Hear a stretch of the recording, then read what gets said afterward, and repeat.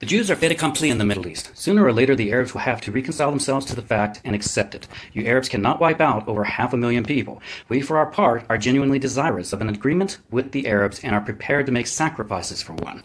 The Jew.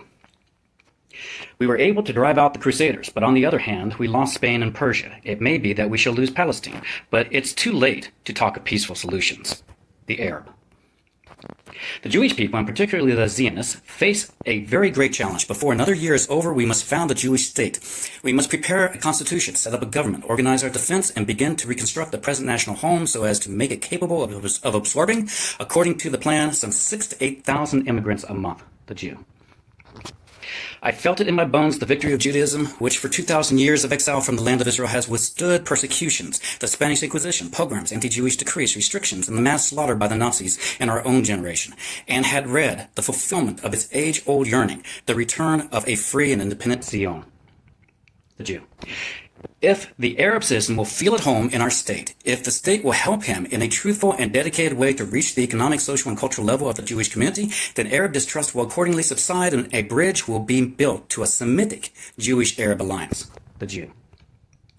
We do not fear the Jews. We would have many losses, but in the end, we must win. They will eventually crumble into nothing, and we do not fear the result unless, of course, Britain or America or some other great power intervenes. Even then, we shall fight, and the Arab world will be perpetually hostile. The Arab. The lives of 1 million Jews in Muslim countries would be jeopardized by the establishment of a Jewish state. The Arab. It is apparently accepted that partition cannot be prevented. The present policy of the League, therefore, can only lead to the destruction of Palestine, which will undoubtedly bring much suffering and loss of life to both Palestinian Arabs and Jews.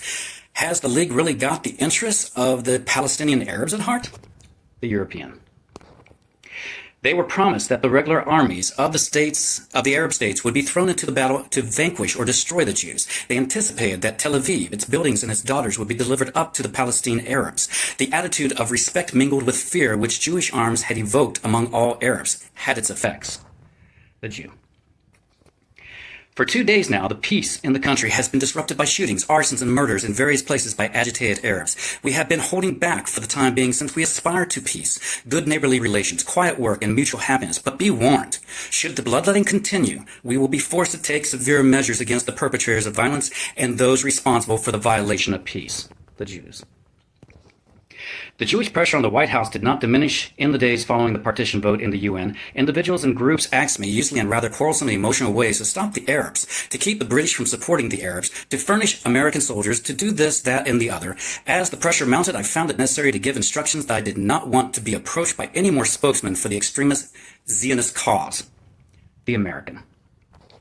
The struggle between Arabs and Jews, the dominant factor in the entire life of Palestine during that period, went on amid the indifference of the British authorities and the British troops, who intervened only when they thought that the result of battle might affect their own security, which meant, in the majority of cases, supporting the Arab forces to prevent the occupation of their positions by the Jews, the European.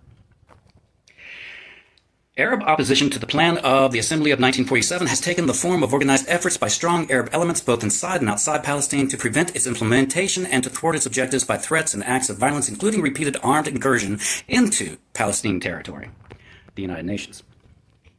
The Commission has had to report to the Security Council that powerful Arab interests both inside and outside Palestine are defying the resolution of the General Assembly and are engaged in a deliberate effort to alter by force the settlement envisioned therein, the United Nations.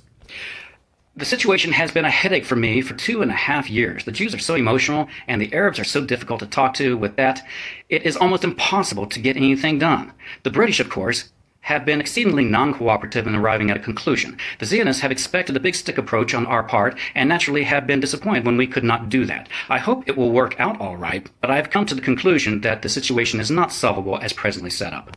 The American. In objective terms, Truman's attitude was preposterous.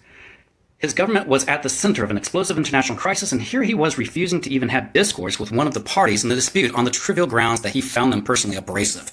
His attitude was that if you are a president of the United States, you can decide for yourself with whom you will and will not speak. The Jew.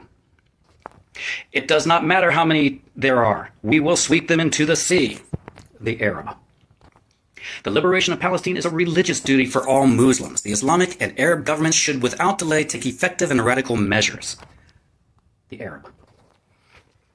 The Arab violence of 1929, and even more so of 1936-1939, had a further effect. It put the Jewish community on notice that the Arabs would not countenance the emergence of a Jewish state in Palestine and would fight against it tooth and nail, and that the Arab minority included in that Jewish state, even if established only on a small part of Palestine, would be disloyal and rebellious and would destabilize or overthrow that state from within, the Jew. It would be more seemly for Israel not to assert unremitting tactical altruism at every stage, but to draw attention to the overriding fact that the flight was the consequence of war, that it would not have taken place without the war, and that those who decide on war are responsible for the ensuing chain of consequences, the Jew. World opinion tended to forget that Arab violence had preceded and would also follow the Deir Yassin incident. A few days later, Arab forces attacked a convoy of doctors and nurses, burned alive, the Jews. Every effort is being made by the Jews to persuade the Arab populace to stay and carry on with their normal lives, to get their shops and businesses open, and to be assured that their lives and interests will be safe, the Europeans. The Jews have been making extensive efforts to prevent wholesale evacuation, but their propaganda appears to have had very little effect, the Europeans.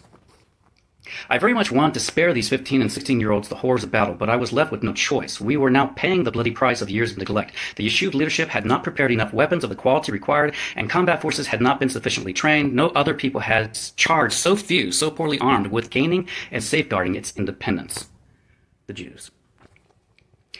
I shall remember all that you have said. I fully appreciate the weight of these considerations. It is not for me to advise what you should do. If it turns out that you're right and you will establish the Jewish state, I'll be happy. But you are undertaking a grave responsibility. The American. The land of Israel was the birthplace of the Jewish people. Here their spiritual, religious, and national identity was formed. Here they achieved independence and created a culture of national and universal significance.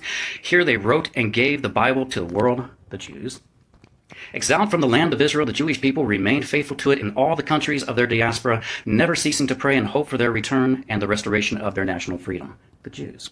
The recent Holocaust, which engulfed millions of Jews in Europe, proved anew the need to solve the problem of the homelessness and lack of independence of the Jewish people by means of the reestablishment of the Jewish state, which would open the gates to all Jews and endow the Jewish people with equality of status among the family of nations, the Jews. The survivors of the disastrous slaughter in Europe, and also Jews from other lands, have not desisted from their efforts to reach Eretz Israel in face of difficulties, obstacles, and perils, and have not ceased to urge their right to a life of dignity, freedom, and honest toil in their ancestral land, the Jews. In the midst of wanton aggression, we yet call upon the Arab inhabitants of the state of Israel to preserve the ways of peace and play their part in the development of the state on the basis of full and equal citizenship and due representation in all of its bodies and institutions, provisional and permanent, the Jews.